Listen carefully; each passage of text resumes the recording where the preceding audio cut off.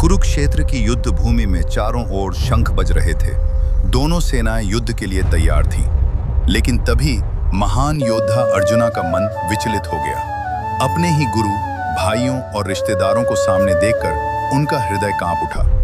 उन्होंने धनुष नीचे रख दिया और अपने सारथी भगवान श्री कृष्ण से कहा, हे माधव, मैं यह युद्ध नहीं कर सकता।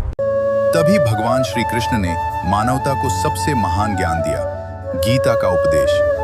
एक कर्म का सिद्धांत श्री कृष्ण बोले, हे अर्जुन, मनुष्य का अधिकार केवल कर्म करने में है, फल में नहीं। इस संसार में हर व्यक्ति परिणाम के पीछे भागता है। छात्र पढ़ाई करता है, परिणाम की चिंता व्यापारी व्यापार करता है, लाभ की चिंता किसान खेती करता है, फसल की चिंता। लेकिन जो व्यक्ति केवल कर्म करता है और फल भगवान पर छोड़ देता है, वही सच्चा योगी है। दो आत्मा का रहस्य। श्री कृष्ण बोले, आत्मा न कभी जन्म लेती है और न कभी मरती है। शरीर नष्ट होता है, लेकिन आत्मा अमर है। जैसे मनुष्य पुराने कपड़े छोड़कर नए पहनता है, वैसे ही आत्मा पुराने शरीर को छोड़कर नया शरीर धारण करती है।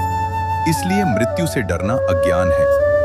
तीन मन को जीतना मनुष्य का सबसे बड़ा शत्रु उसका अपना मन है। अगर मन नियंत्रित है तो जीवन शांत होगा। अगर मन भटकता है तो दुख बढ़ेगा। मन को जीतने के उपाय: ध्यान, भक्ति, भगवान का नाम। 4. क्रोध का विनाश। श्री कृष्ण कहते हैं, क्रोध से क्रोध मोह बुद्धि का नाश, पतन। इसलिए जो व्यक्ति क्रोध पर विजय पा लेता है वही महान है। 5.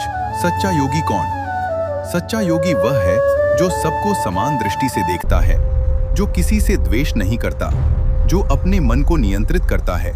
ऐसा व्यक्ति भगवान के बहुत प्रिय होता है। 6. भक्ति का मार्ग। श्री कृष्ण कहते हैं, अगर कोई व्यक्ति मुझे प्रेम से एक पत्ता, फूल, फल या जल अर्पित करता है तो मैं उसे स्वीकार करता हूं।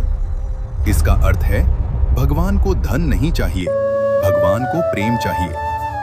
7. कठिन समय की परीक्षा। कुरुक्षेत्र का युद्ध केवल एक युद्ध नहीं था, वह जीवन की परीक्षा था। जीवन में भी असफलता, दुख, कठिनाई, ये सब हमें मजबूत बनाने के लिए आते हैं। 8. समय की शक्ति। श्री कृष्ण कहते हैं, मैं ही काल हूं। समय के सामने राजा, योद्धा, अमीर सब झुक जाते हैं। इसलिए समय का सम्मान करो। 9. अहंकार का अंत। जो व्यक्ति अहंकार करता है वह जल्दी गिरता है, लेकिन जो व्यक्ति विनम्र होता है वह ऊंचा उठता है। अंतिम संदेश।